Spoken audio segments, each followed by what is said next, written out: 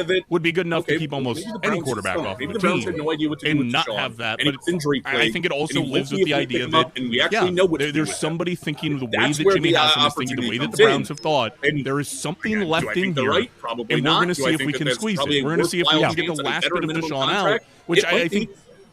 I mean, you'd be doing that until Deshaun probably has failed on 3 or 4 teams. The fact that his failure has also all come with one organization opens that door up even wider to the idea that, okay, well, maybe the Browns just stunk. Maybe the Browns had no idea what to do with Deshaun, and he was injury-plagued, and he won't be if we pick him up, and we actually know what to do with him.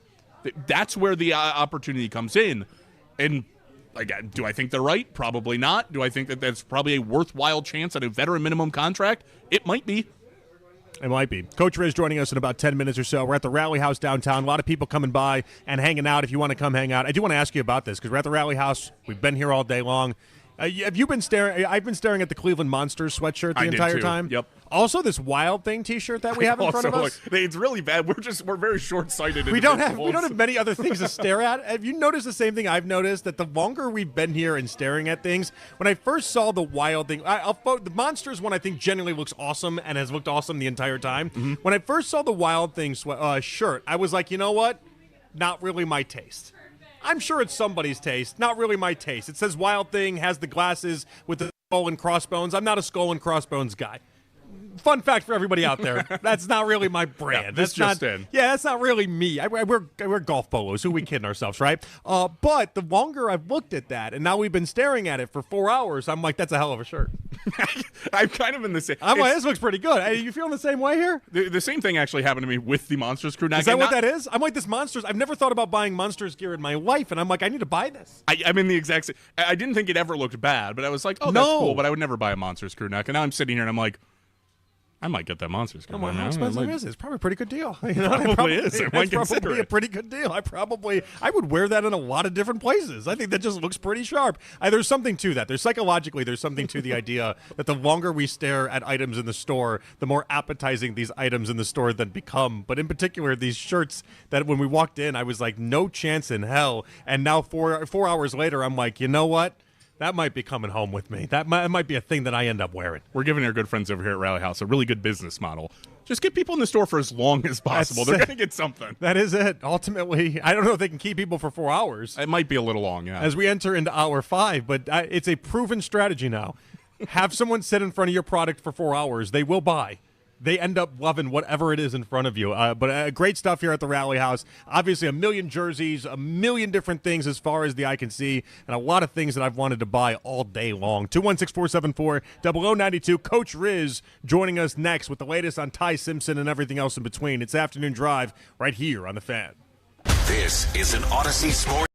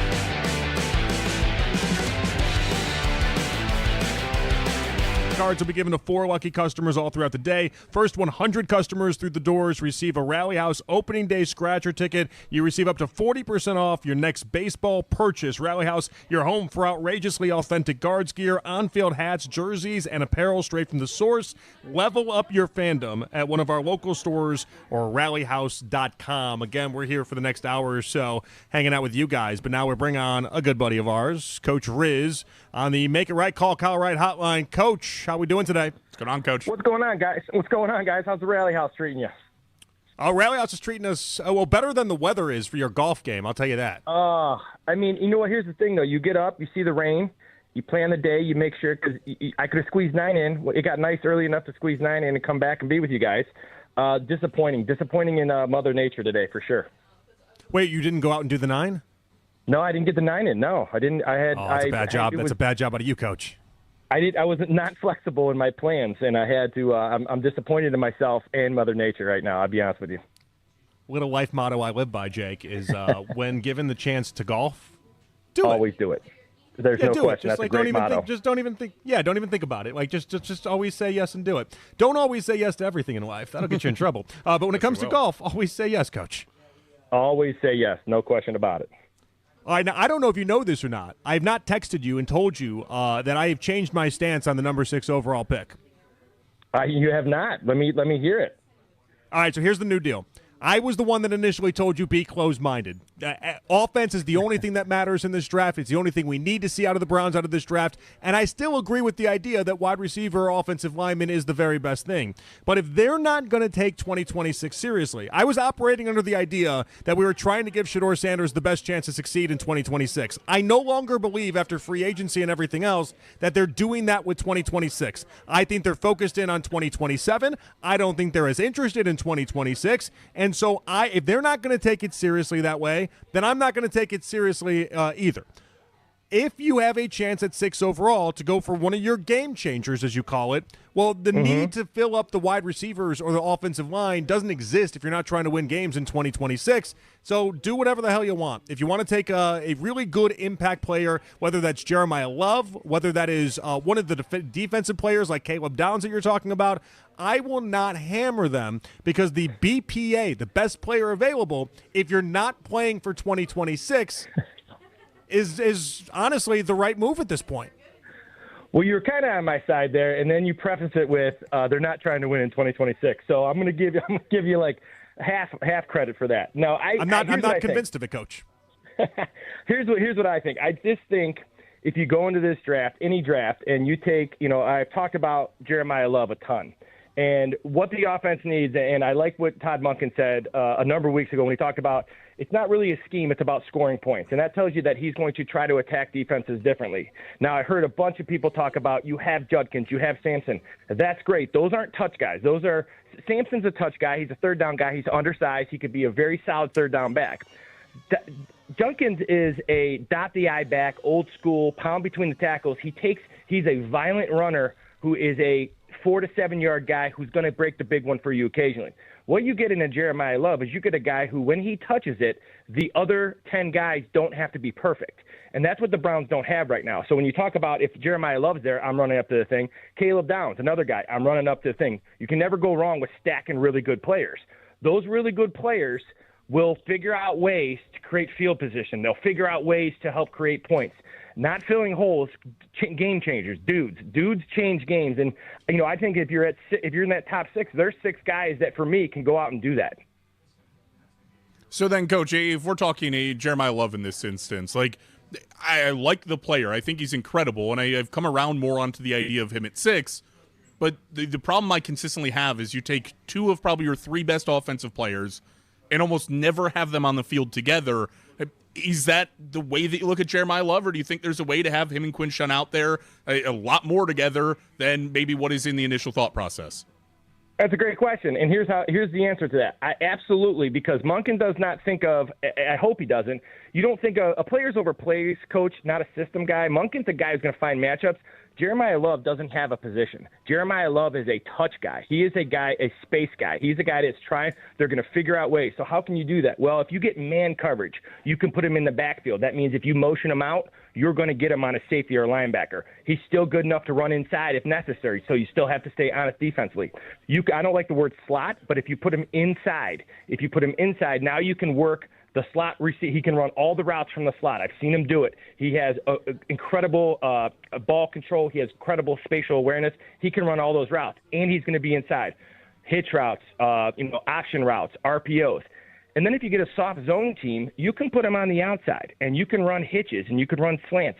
Simple touch routes, we used to call those. So you can do so much with him, and what you're going to do with a guy like Jeremiah Love is you're going to reduce the box. You're going to have 6 to block, not 7 or 8. So a guy like that, even though he's a tailback by trade, he's really not. He's just a guy. He's a weapon, and weapons are important. Weapons win games. So, on the top of Monken's sheet, if they draft Jeremiah Love, he's going to have touches from a bunch of different places depending on what they see defensively, because that's what Monken does really well. So I think it's a no-brainer if he's there, because I think he makes everybody else better by simply when he touches it, he can score. And that's a big pain in the butt for a defensive coordinator. Todd Monken told the media that he's just not watching that much old Deshaun Watson tape. I'm interested from your perspective, for someone that loves the tape, loves grinding the tape, how much do you feel like Todd should pay attention to what has already happened in a Browns uniform with Deshaun Watson versus what he believes could happen in the future? Well, I would say I'm with you on the injury part of Deshaun, JP. I think it's going to be hard for him right now in his point of his career. Can he stay healthy? I think, some of his play, he's only played 19, but the real root of his playing poorly has been his injuries. The second part of it, and he's had his part in it too, is that they haven't been able to kind of match up what his skill set is with the offensive coordinator, whoever it was. And then your head coach, who's really good, a pretty solid offensive coordinator, he now is running an offense when Dorsey got here that he doesn't know how to fix. So there's a lot of factors that went into that. You lost Nick Chubb. Your run game depleted. Your receiver core is not very good. And his play wasn't great. But I think, us coaches, we're very egotistical. We think we can fix those things. So everything that's happened to him before, they don't care. They don't care that he's only played 19 games. I hope they don't care that, he's making $46 million or whatever it is. I just saying, we're going to play the best guy. Whoever is the best guy in camp. That means they have to increase the intensity at practice so these guys can get live bullets and see who's doing what. We won't be there when they do install and, can they get their offense into the right play? Can they get in and out of the huddle? Can they kill plays, make 2 long play calls in the huddle? Those are all going to be all new because it's a new offense. So, in regards to Watson, my thought has always been everything that everybody said is absolutely true. That absolutely means nothing to Todd Monken when they start getting on the field. It's going to be, I'm 60 years old. I've been waiting a long time to do this. I'm really confident in who I am. I'm playing the best guy. At least that's what I hope it is. So we've seen those kind of a split. We heard Jimmy Haslam and Andrew Berry say some positive things about Deshaun. Todd Monken maybe push back on those a little bit and talk a little bit about Shedeur. We always talk about it, even on Tuesdays with Daryl, right? He's going to look great during practice because he always looks great during practice. How do you differentiate that as a coach, watching him perform well in practice to, hey, that's going to work on the field, and I can know that for a fact, and he's not just going to be a practice player? Well, he's, even though it's a long time ago, he's proven at the NFL level that he can play with live bullets, and he can play at a high level in live bullets. Now, he hasn't done it in a long time. That's a fair argument. But the thing you have to do is you have to kind of adjust your practice. And obviously quarterbacks can't get hit. They're the focus of your team. But you can liven up what you do down in the red zone, blitz pickup, third down and medium, all those things that we do as coaches. You can kind of liven that up with everybody else besides the quarterback so he can see some live action going on in front of him. That's one thing Kevin really never did is he never created game-type tempo. It's really hard to do in practice, but you can do it for a little bit. And at that level, those guys know what they're doing. They can stay up, but they can still be violent with each other because you have to see the violence and you have to see the speed.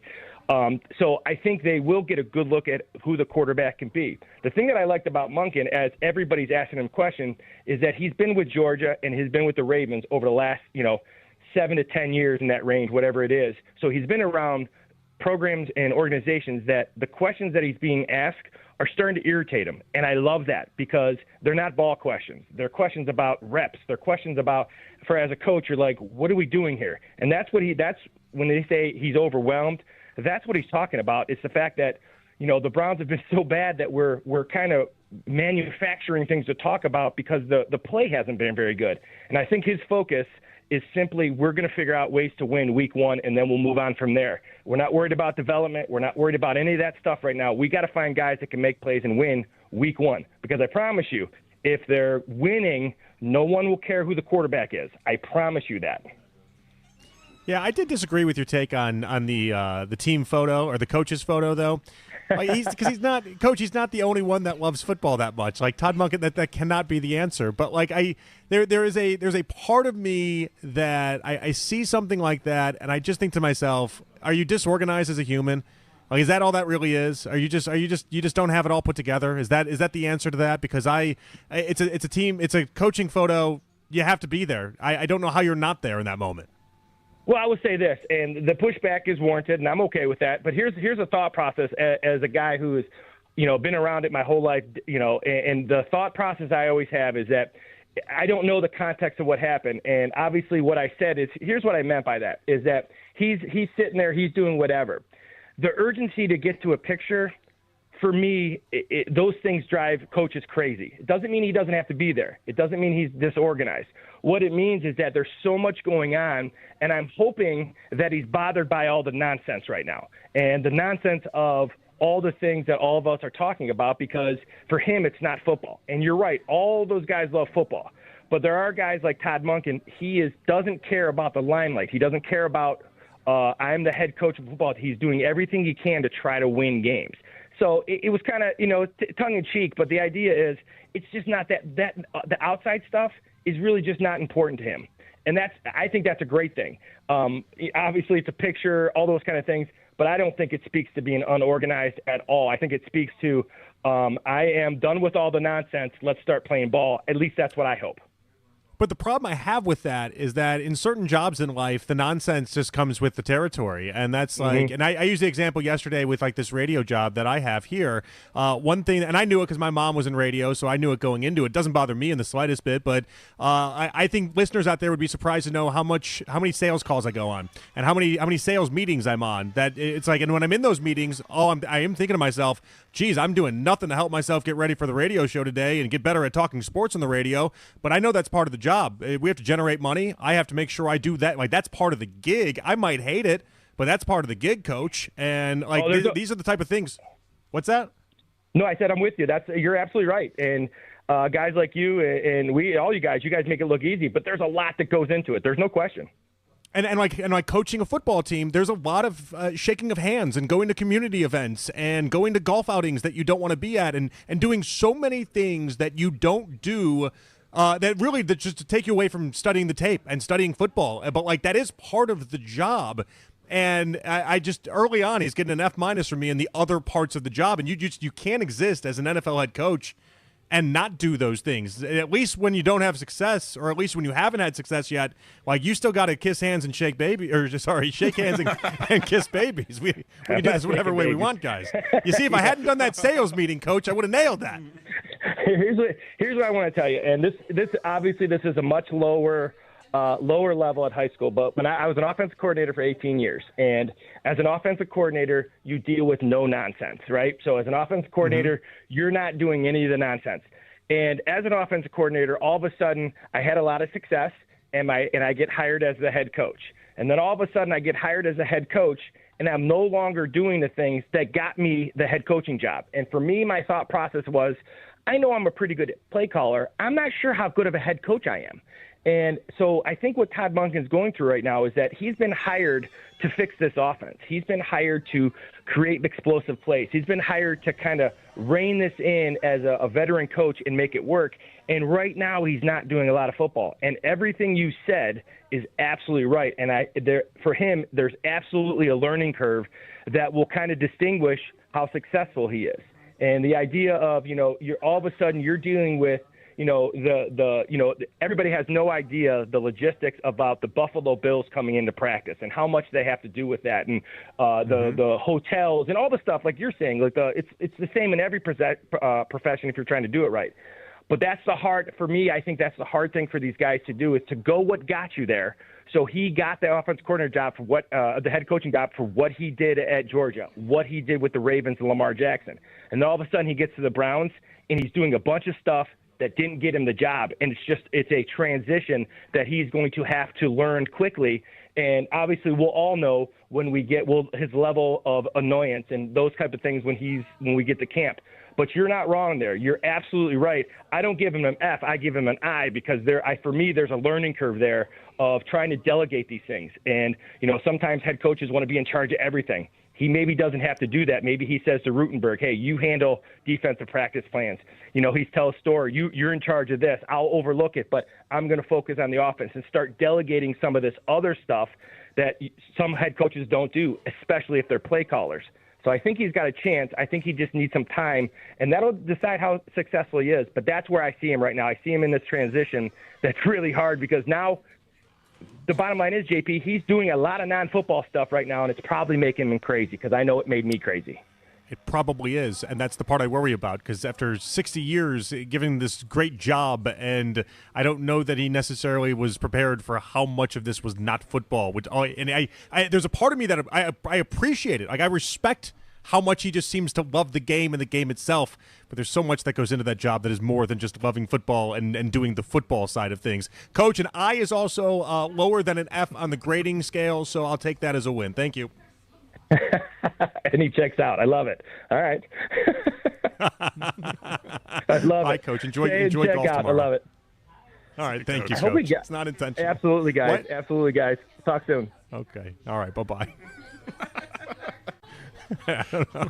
Now I feel bad. Now I was like, should I give Coach a longer runway to respond? He's like, I know he wants to be like, an I is for incomplete. It's incomplete. I know. It's just an I asked him to F and then I. It's FGHI. It's how it works. You ever gotten any of those? I've never gotten a G. I've never gotten an H.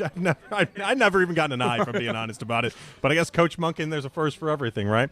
216-474 to below 92. We'll react to what Coach had to say and also get into a topic that the morning show got into earlier today that I thought was really interesting because they're making the claim that the Guardians are the most liked team in the city, and I just disagree. Explain what I mean when we come on back. It's Jonathan Peterlin, it's Jake Volnick. It's Afternoon Drive with you guys from the Rally House downtown and right here on The Fan. It's back. 92.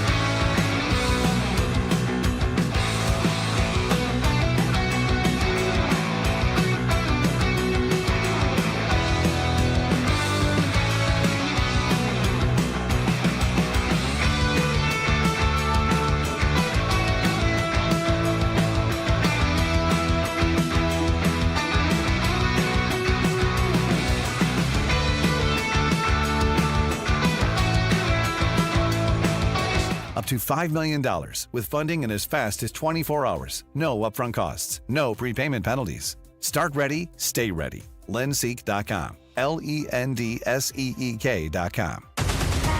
There's Cavs and there's NBA news that happens while you at work. Baskin and Phelps, weekday mornings starting at 10.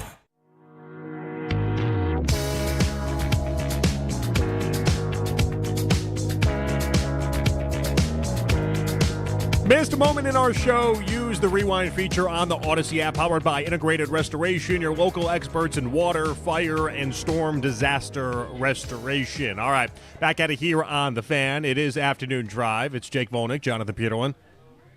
I could have just called this overtime if we're being honest about it. We are the people. We have overtime with Jonathan Peterlin, then turned into overtime with Jake Volnick. I feel like we both have an attachment to the name a little bit. We do now, yeah, absolutely we do. Do you like the name? I mean, I don't dislike the name. Oh, that's not very positive. Okay, all right. I guess my hard work just goes down the toilet.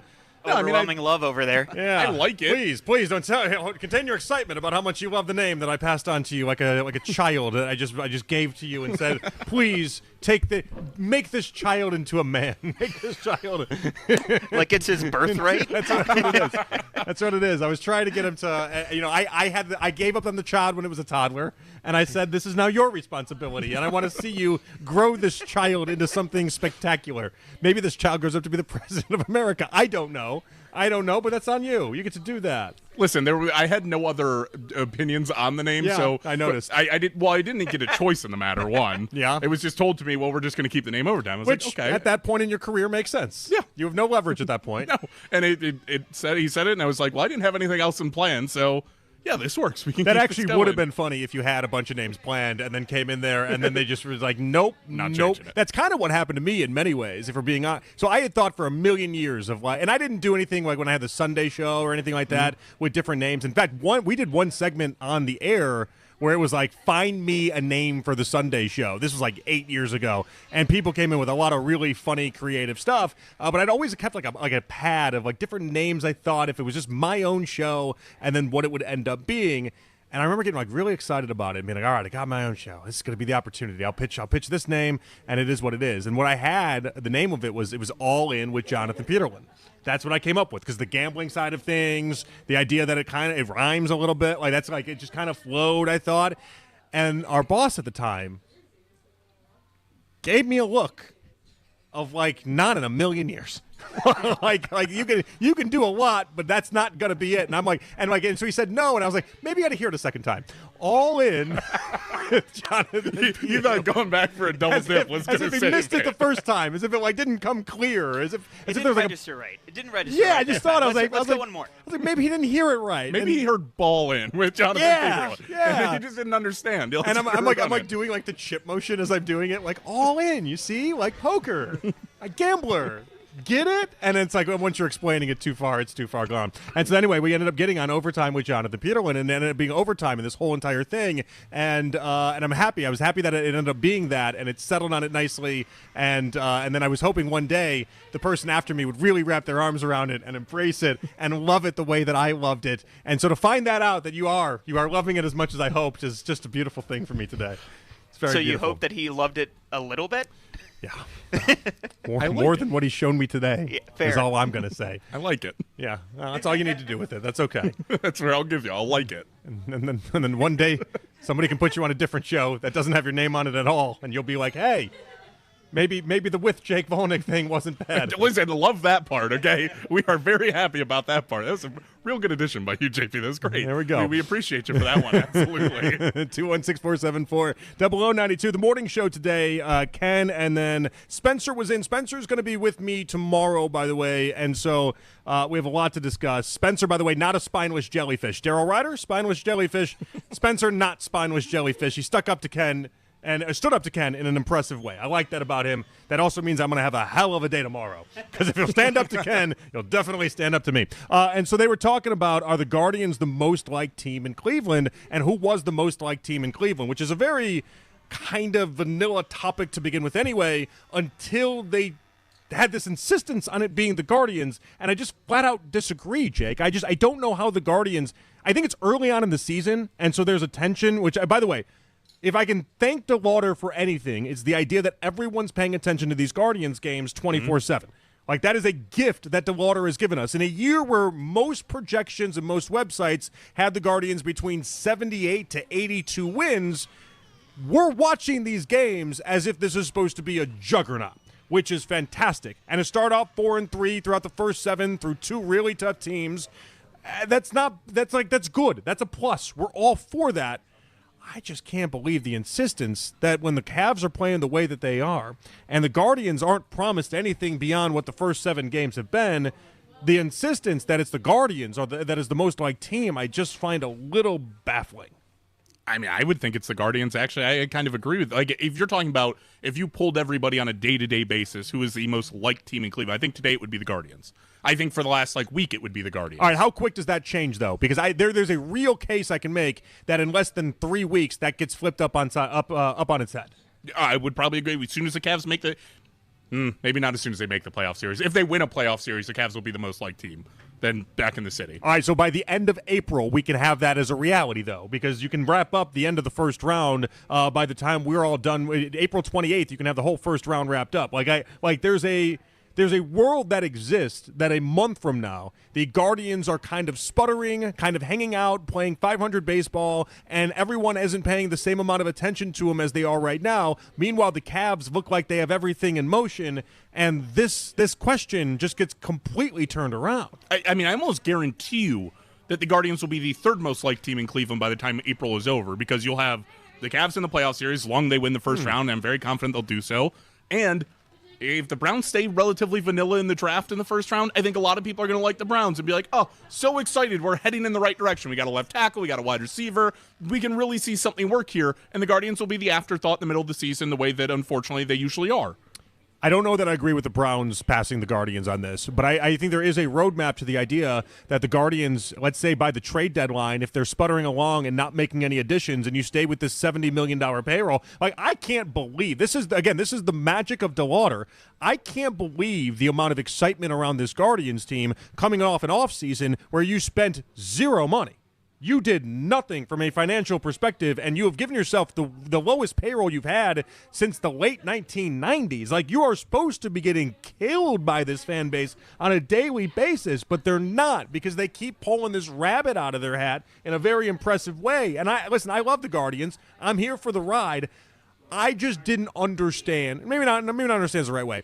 I don't think this is a long-standing love that the Guardians are having right now with apparently the whole entire city. The people that believe the Guardians are the most beloved team in this city right now, I just don't think there's staying power to it. I think the discussion that was had, people will be flip-flopping off of that in a very short amount of time if only a couple of different things happen that are not far-fetched. I mean, very simply, if you would have taken Chase DeLauder, even for just the games he played off the team, taken his production away from it, the Guardians might be the most hated team in town. Well, I mean, Browns might be somewhere in that mix. They might be the most hated because the rest of the offense stunk, and that first series, the pitching was not good. Like, they'd probably be coming back here with 1 or 2 wins, not 4 of them. And people would be like, see, this is what we're talking about. You can't compete with anybody. You have the lowest payroll in baseball, and you did nothing this offseason, and it would probably be right back to the conversation of don't sell the team and everybody pounding their fist on the table. Well, so the other sad part about that, and I think you're right, but the other sad part about that is that there's a reality that people just really don't like the Cavs right now. And so maybe I like the Cavs right now, and I'm very vocal on these airwaves about my love for this Cavs team and the addition of Harden because I wanted change, and I respect the hell out of franchises that don't just sit on their hands and accept fate and outcomes. They did something. They're trying to change the die, and I like that. I appreciate that. And so my love of the Cavs, it's grown in the past couple months with the Harden trade, but I'm one of, a handful of people that believe that. What this really tells me isn't a love of Guardians. What this tells me is that people are really exhausted by the Cavs right now. And it's going to change. The postseason will have this change. But until then, I think that's just the reality that we live in right now, which is just it's a weird spot to be in. I think part of it's also the projection of a lot of people looking at it and going, well, we don't know that you can get past the second round, and if you have to play Boston in the second round, then we really don't know if you get past it, and we're right back in the same, sorry, sad finish that they've ended in the last 3 years. And it's like, that's not something to feel excited for, and I understand that. again, I think they can get farther than that, so I still have the excitement too, but I think a lot of people are coming to that realization as well. You gave me a little bit of a Canadian sorry on that one. Did I? Yeah, you did, yeah. I didn't realize it. That's on me. I liked it. Have you ever been to Canada? No, I actually just applied for my passport. Like, not that long ago, like a couple of weeks ago, my very first passport. You've never left America? Never left America, ever in my life. Well, all right, so you applied with a passport to go somewhere. Where are you going? I'm going on a cruise in May. Yeah, you are. You're a cruise guy. Oh, I'm ready to be a cruise Hell yeah, guy. you are. Let me give you a tip for the cruises, okay? Because when I was your age, my mom all of a sudden started getting like all these free vouchers for cruises. So we just went on cruises, okay? And when I was like 22, 23, 24, I just ended up on a lot of different cruises. But here's how she ended up getting some of those, and then I in turn started getting some of those too. And then this is like this never-ending spiral of cruises for like 3 years straight before we realized that we don't need to be cruise people this hard. What you need to do, go to the casino on the cruises, okay? And if you gamble, it doesn't even have to be a lot of money. It just has to be just a nominal amount, okay? Just spend a little bit of time there. Play some table games, play some slots if you have to, whatever that is, and you will get free cruise vouchers for the next half decade. So I'm not saying it's the greatest deal in the world, but what I am saying is that they'll send strawberries to your room the next morning because they think you're a high roller when you're not, and then they'll send you free cruise vouchers literally for the next 5 years of your life. Well, I'm going to be getting free cruises then, JP. Yeah, You know me. I can't stay away from a casino on a ship. You're going to end up in this like never-ending cruise cycle that I existed on for like 3 years to learn that I like cruises. I don't love cruises to that level and that degree, but I like cruises enough. Cruises are a fun time. Listen, that sounds like a fine 3-year period I have to live through. If I go free cruise for 3 years, yeah, all right, I'll live through that. I'm excited for you. All right, in case we missed it, next, right here on The Fan. What's up, everybody? Nick Costos here, helping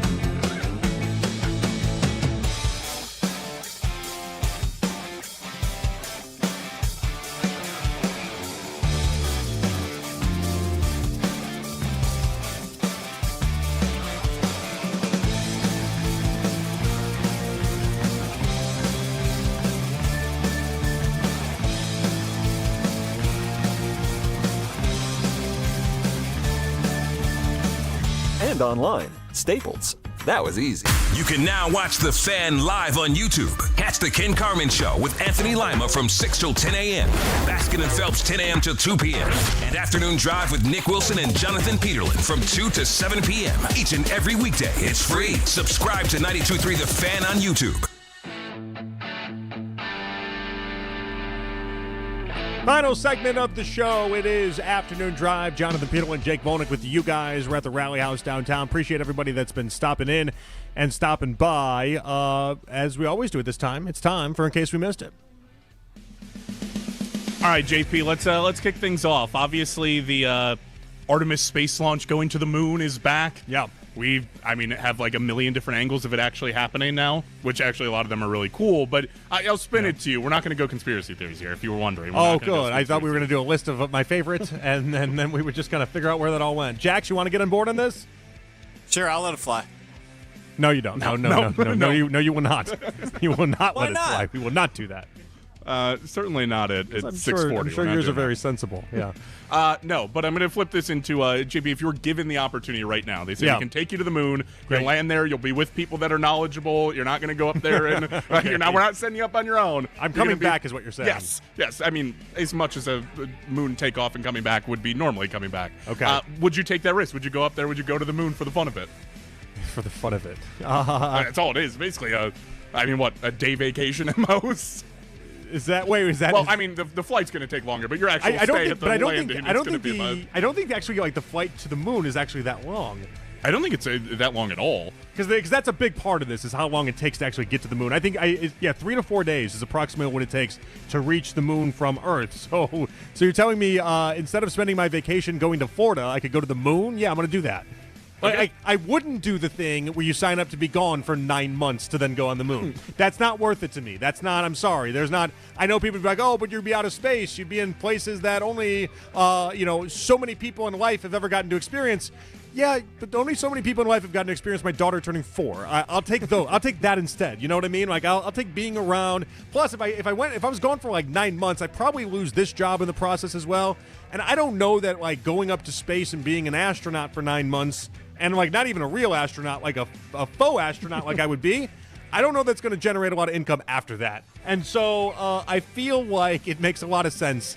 I'll do the 3 to 4 day thing. I'm not doing the 9-month one. What do you got, Matt? Oh, hold on, JP. I think you're missing the marketing opportunity of this. Yeah? Sports radio from the moon? Well, we can't even connect from a rally's house. What do you mean? If you come back, you have your own show. It's called To the Moon with Jonathan Peterlin. I do like a good name. Exactly. I like a good name, branding. That's your next pitch. But I'll make sure I don't offer it up as the first one that I pick. Exactly. That's where you go all in with all in.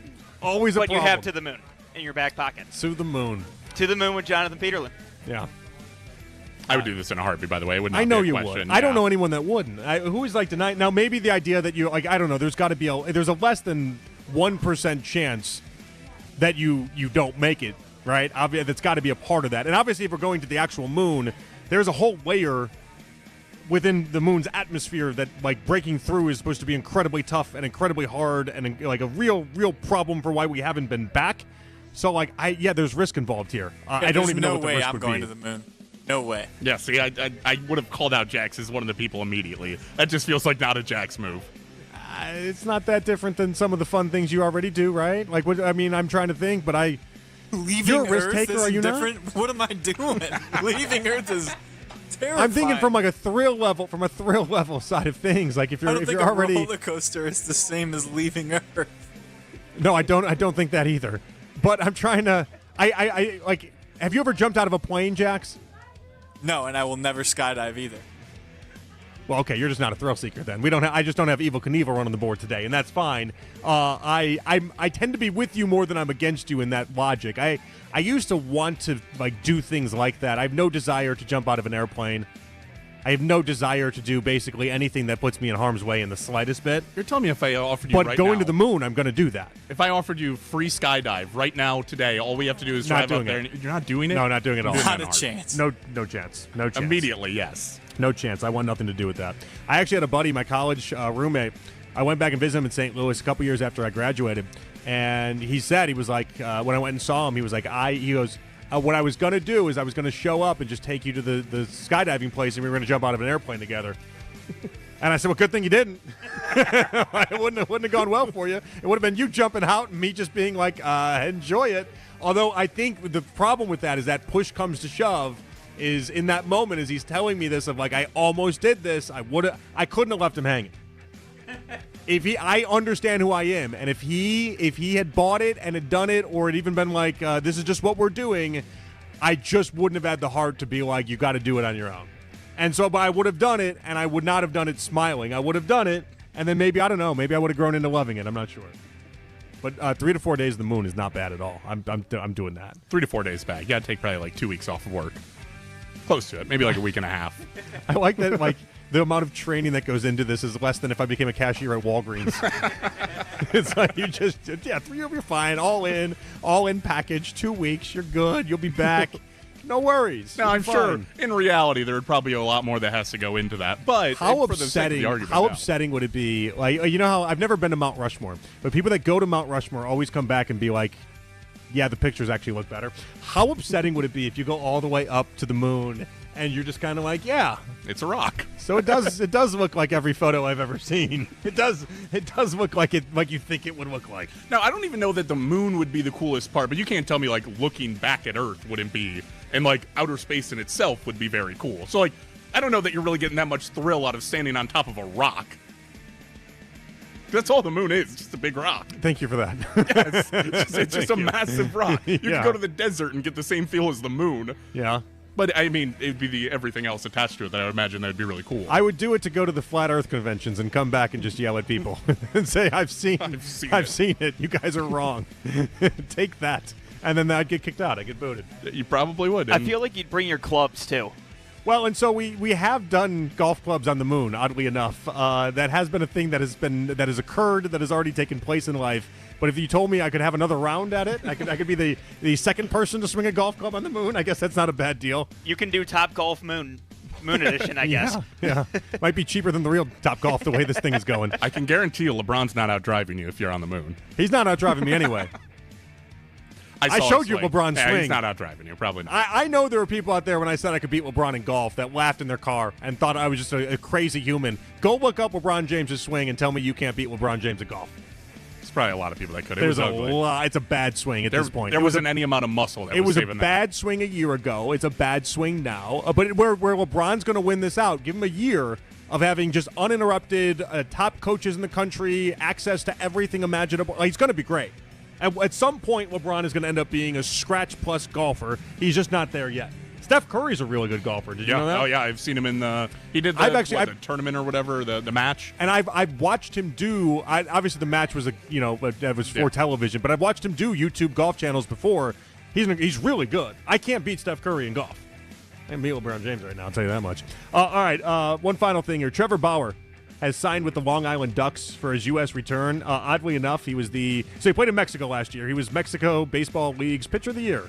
How about that? 2024, actually. So then 2025, I think he played like 5 innings or so. He was released by the Dodgers back in January 2023. He had a 5-game contract with the Diablos Rojos of the Mexico City last year. I know he did play in Japan as well, or he played somewhere in Asia because I remember seeing videos about that. Mm-hmm. Is Trevor Bauer going to actually be able to make it back to the big leagues? No, because who on earth is the Ducks? Who are the Ducks? What league do they play in? The Long Island Ducks? Yeah. There's some minor league affiliate.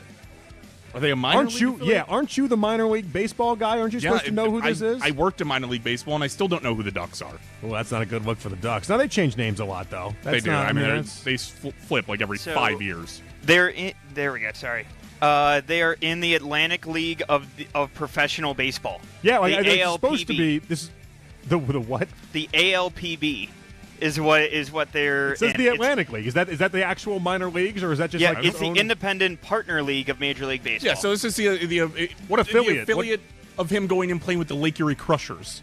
This is what the equivalent is. Am I right in saying that, Mac? Yeah, I would say so. So congratulations, he signed with the Crushers. That's not getting any closer to Major, other than the fact that you're playing in the same country that Major League Baseball has played in. He's gotten no closer to joining the MLB. So you're not thinking the turnaround's going to happen? No, I don't think I'm buying it. You're not buying into Trevor Bauer making a comeback? They're in the same division as the Staten Island Ferry Hawks and the York Revolution. I do like those. Would you say Fairy Hawks? Yes. Fairy Hawks. Who comes up with these names? Independent baseball and minor league baseball have the best. We should just take major league or like professional sports leagues and turn them into minor league Former teams. major league players who have played for the Ducks include the D Train, Dontrell Willis, Ramon Castro, Josh Barfield, Bill Hall, Daniel Murphy. Oh, Rich Hill. How about Rich Hill? Rich Hill, he made a long career. Although I think this was the end of it. This was the end of it. This was when he was already over. Yeah, this is I when was it was going to done. say, if he played for them, I'm going to imagine he played for them when he was like 19. Yeah. Oh, Eric Gagne, how about that? Professional comeback with the Ducks that same year, 2017. Big year for Ducks baseball. Catch the fever. Are you buying it? No. Okay. No, not at all. But I'll watch the YouTube content probably. Same. He's kind of annoying in that stuff, though. He's been annoying his whole entire life. It's not like a kind of annoying. He's an annoying human, but he's going to make content based off of it. All right. Thank you to Jax Gregory on the board. Yes. Thank you to Jake Murrin producing today's show. Meredith Kane on the updates. We had Mac Robinson on remote today. Thank you very much, Mac. Appreciate you. And Jake Volnick hanging out with me for the past 5 hours. Good job today. Thank you so much. Appreciate it. Ton of fun. All right, very good. I will be back tomorrow with Spencer German. We start at 2. Enjoy the rest of your evening. Keep it spicy, baby. Let's go. I love you. Have a great day.